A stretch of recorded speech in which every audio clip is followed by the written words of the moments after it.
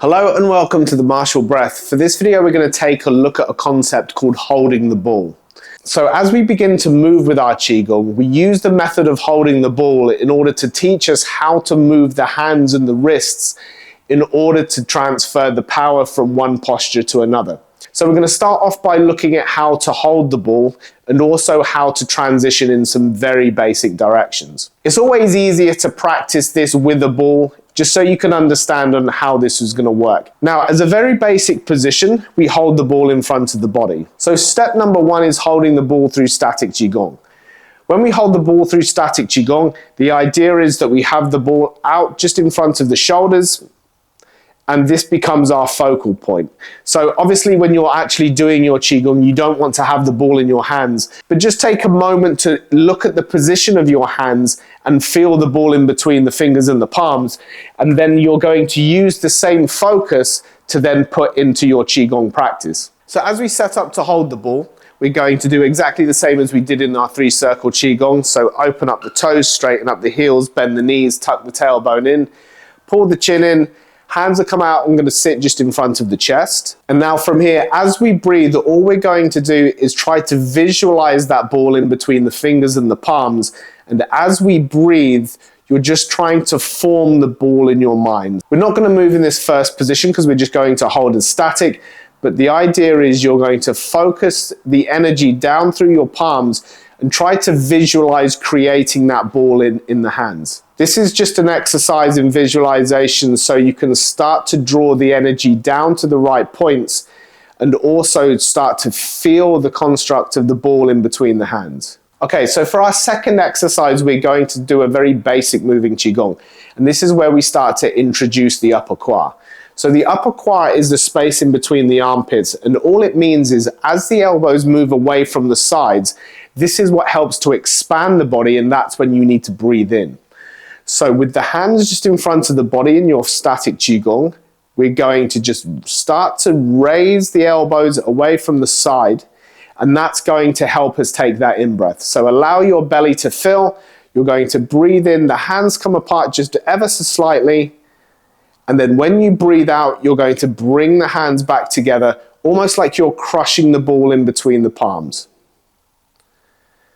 So again, you can use this just as a standing practice. The more you use physical objects to visualize, the easier it is for you to put your tent into your Qi Gong practice. Now for the next stage, we're going to move the ball around. And what this does is it teaches our wrists and palms how they need to move in conjunction with the torso. So the first direction, we're going to move side to side. So as we move the ball over to the right hand side, you'll notice that the left hand is going to turn a very extreme yang position and the right hand is going to turn into a yin position. So for your Qi Gong practice, you're going to begin with the ball. We're going to move out to the right hand side first, and then we're going to move to the left. So every time we move to the side, you're going to breathe in. And then when you breathe out, we move back to center. So that gives us the idea of expanding out to the right hand side and then breathing out as we compress back to the middle. Same thing is going to happen to the left. As we move to the left, we're going to breathe in. And then when we move back to center, we're going to breathe out. So again, the energy is going to focus firstly in the right hand side and then over to the left hand side. So with our position, we're just going to hold the ball in the center. We're going to breathe in nice and slowly. Remember to match the movements to your breath and not your breath to the movements. So as soon as you've breathed all the way in, we're going to breathe out, let it come back to the center. Really try to focus on the position of the wrists and where the tension is applied. So same thing, we're going to breathe in. A lot more tension transfers to the right hand and it comes out of the left. We're going to breathe out and then the energy comes back to center. A very, very simple exercise, but it does teach the body a lot of good attributes that we continue into our moving Qi Gong. So once you've completed the Qi Gong practice with the physical ball in the hands, we're then going to actually use the Qi Gong method to then breathe from side to side. So from here, you're going to breathe in, move the hands slightly over to the right, Try to replicate the movement of holding the ball. So the left hand is going to turn yang, right hand's going to turn yin, and then breathe out, come back to center. Same thing is going to happen as we breathe in. We're going to expand over to that left hand side. Try to keep your focus in the center and breathe out and return back to the middle. So when you start to move with your Qi Gong, you'll notice a very natural flow where the energy can switch the focus from the left hand side as you move to the left to the right hand side as you go back through the center and then out to the right. Okay, so for the next exercise, we're going to move on the vertical plane. So doing exactly the same thing, we're going to set our body position, hold the ball just in front of the body, and we're going to breathe in and let the hands rise. Now this time, as the hands drop, we're going to breathe out and we're going to go straight past center into this low position just in front of the belly button or the dantian. So then we breathe in, let the hands rise, still holding the ball. Now feel the articulation of the wrists in this position, and then as we come down, breathe out, let the ball sink all the way down to the lower dantian, and then rise with the in-breath.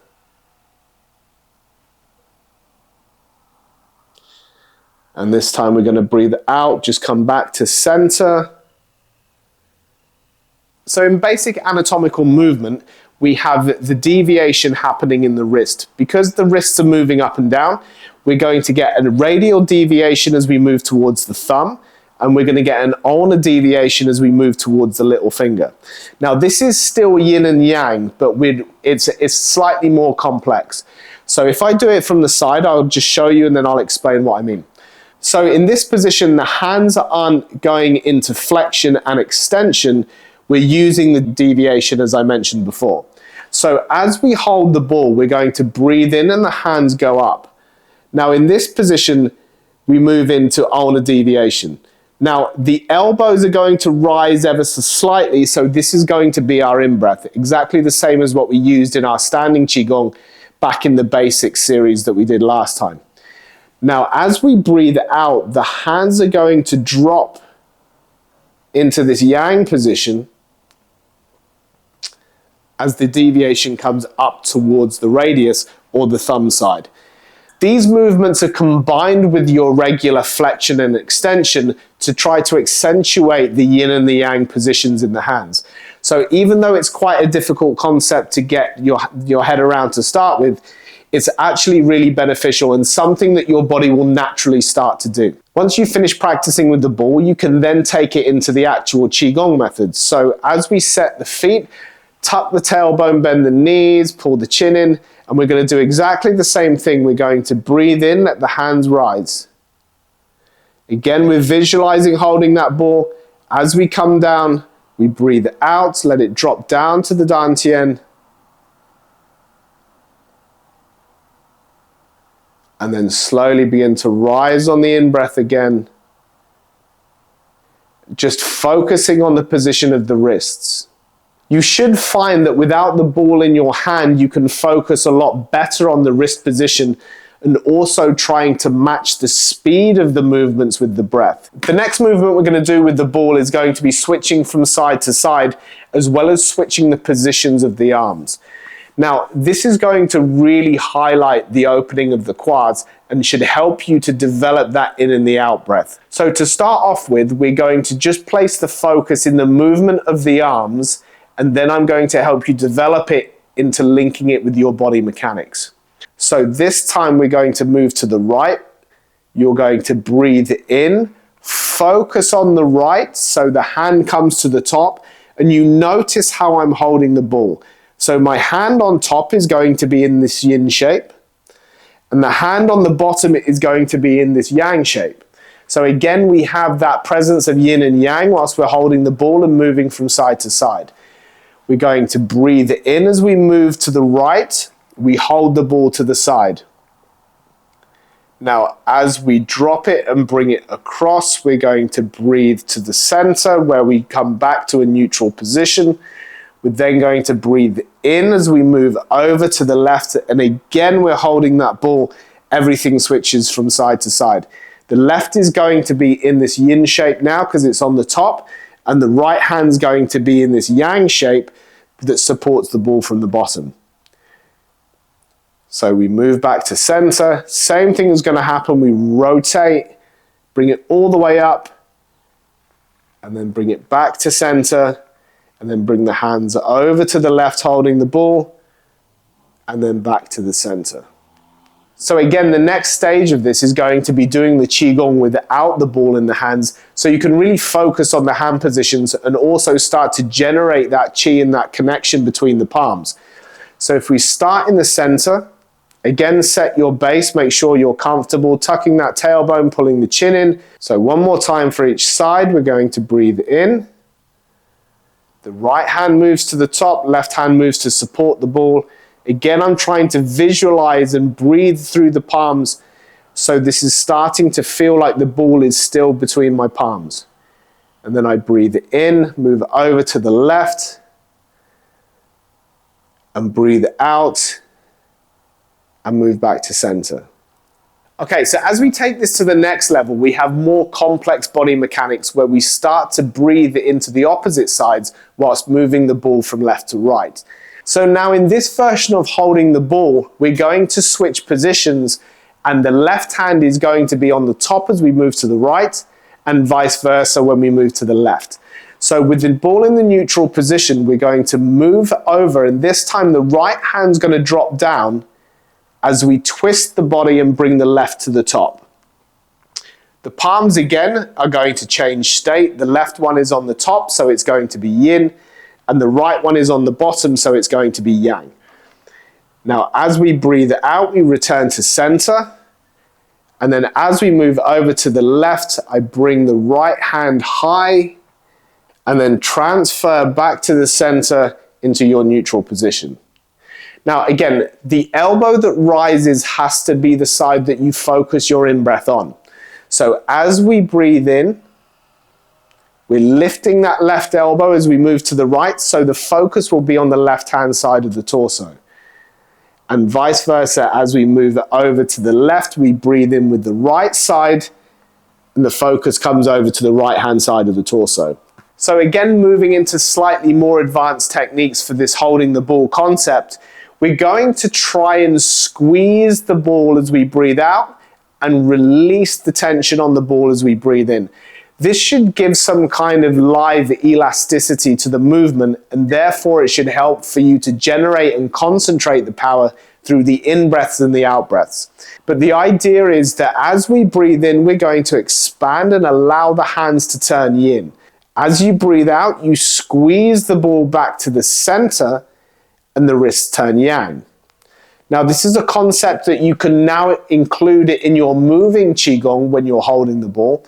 And this just brings an added level of detail and also much more intensity to your focus when you're doing your Qi Gong on meditation. So for the first exercise, when we moved laterally, we're going to use the expansion and contraction of the ball. So with the hands in the middle, you're going to breathe in. You're going to focus the press with your left hand as you pull your right hand slightly further away. I will exaggerate this so you can see it a lot more easily. So as we move back to the center, we're going to start the out breath and bring the right hand in, crushing the ball into a smaller space and therefore intensifying the power as we reach the middle. As we breathe out to the left, again, you're going to let the left hand drift a little bit further out than the right, and then crush the ball as you move back towards the center, moving both hands and finishing your out breath in the neutral position. Same thing is going to happen as we move on this vertical plane as well. So as you breathe in, you can allow the hands to drift apart slightly. And then as you breathe out, you're going to crush the ball and bring it down towards your dantian and finish in the lowest position as the hands are closest together.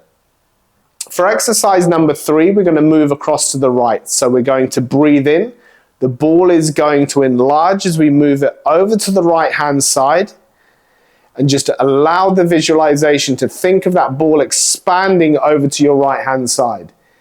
Now, as you move back to the center, the hands are going to roll and you're going to crush that ball in between the palms, turn back to the center, and then finish in a neutral position. As we transfer over to the left, again, we're going to expand, let the elbow lift, opening the quad, breathing in, and then roll the ball back to center, squeezing and crushing that ball down into a very small space, and finishing in that neutral position in the center. You'll find that when you're doing these exercises, you might find the ball getting smaller and smaller the more intent you put in the crush. If you can start to work your intention into holding the ball and crushing it into a smaller space, then you will hopefully start to feel that power intensify between the palms. So for the fourth and final exercise, again, we're going to cross the body. So for this one, we start with the ball in the center, we breathe in. This time the left hand takes the dominant position on top of the ball. Wrist turns yin, right hand is yang. And now we squeeze and crush the ball as we twist back to center, finishing in the neutral hand position as the ball is at its smallest. Now let the right hand drift over the top, expand through that ball, lift it nice and high, and then crush as you twist back towards the center, focusing that power between the fingers and palms. You must do hundreds and hundreds of repetitions of this for your body to start adopting it as a natural movement.